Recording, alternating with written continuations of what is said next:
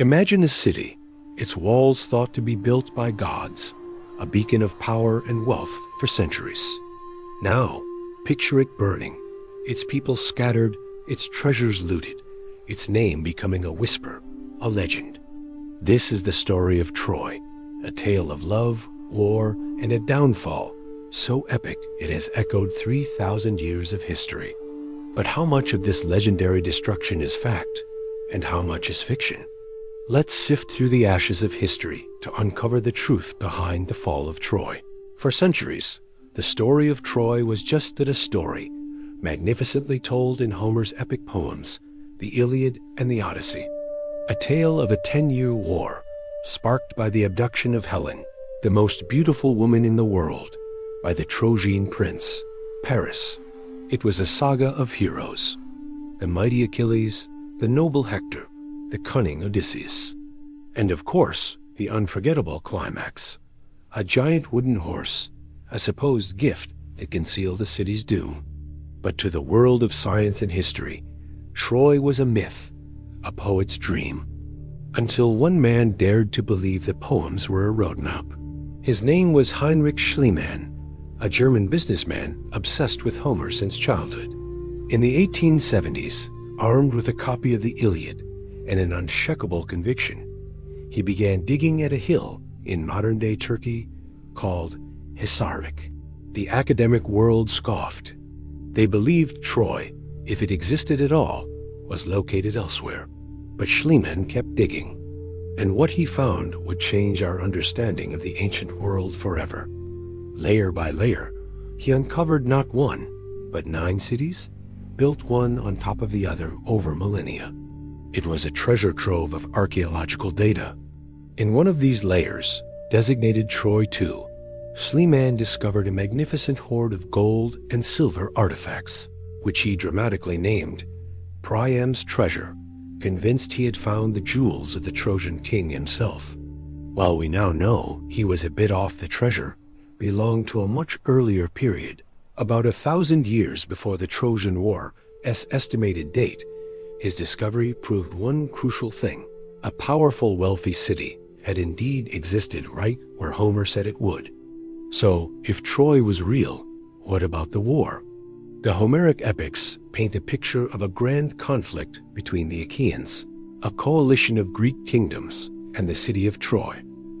The traditional date for this war is around 1200 BCE, and interestingly, this is a period of immense chaos and upheaval in the ancient world, known as the Late Bronze Age collapse. Entire civilizations across the Mediterranean and Near East, the Hittite Empire, the Mycenaean kingdoms of Greece, were mysteriously and violently destroyed. Archaeological evidence from the layer now identified as Troy VIA shows clear signs of destruction. We see scorched earth, skeletal remains, and piles of sling stones, suggesting a city that fell not to an earthquake or a fire, but to a violent siege. The timing fits perfectly with the era of the Late Bronze Age collapse. Could the Trojan War have been one of many conflicts that defined this turbulent period? Modern historians and archaeologists believe the war might not have been a single 10-year epic over a beautiful queen. Instead, it was likely a series of conflicts or a prolonged period of economic raiding. Troy's strategic location at the mouth of the Dardanelles Strait meant it controlled crucial trade routes between the Aegean and the Black Sea. Any ship wanting to pass had to go by Troy. The city likely grew rich by levying tolls and trading. This wealth and control would have made it a prime target for rising powers in the Aegean, like the Mycenaean Greeks. Think of it less as a romantic quest and more as a struggle for economic dominance and control of the seas. The story of Helen's abduction could be a poetic metaphor for a valuable asset being seized, perhaps a trade agreement broken, or a vital resource plundered, sparking a major military retaliation. After all, ancient myths often used personal dramas to explain large-scale geopolitical events. This theory is bolstered by ancient texts from another powerful civilization of the time, the Hittites. In Hittite records, we read about a powerful kingdom in western Anatolia called Wilusa. Phonetically, Wilusa is strikingly similar to the early Greek name for Troy, Wilius. These texts mention disputes and treaties between the Hittite king and the king of Wilusa, a man named Alexandru. Sound familiar? Alexandru is the Hittite equivalent of Alexandros, another name for the Trojan prince, Paris. The tablets even speak of tensions and warfare in the region, involving a powerful group from across the sea called the Ahiawa, widely believed to be the Achaeans, or Mycenaean Greeks. The pieces of the historical puzzle were starting to fit together. So we have a real city, a real period of widespread warfare, and textual evidence from a neighboring empire alluding to conflicts in the exact right place, involving the exact right people. But what about the most famous part of the story? The Trojan Horse. This is where history and myth most dramatically diverge. There is absolutely no archaeological evidence for a giant wooden horse. Most historians agree that the horse was a brilliant piece of literary invention by Homer, or the poets whose oral traditions he drew from. However, it might be rooted in a kernel of truth. One compelling theory is that the horse was a metaphor for an earthquake that breached Troy's walls. The god of the sea, Poseidon, was also the god of earthquakes and was known as the Earth Shaker. His sacred animal was the horse. So a gift from the horse god Poseidon could be a poetic way of describing an earthquake that weakened the city's defenses, allowing the Greeks to finally storm the gates. Another, perhaps more plausible theory, is that the Trojan horse was a type of siege engine. Assyrian reliefs from a slightly later period show armies using large, wooden, animal-headed battering rams to break down city walls.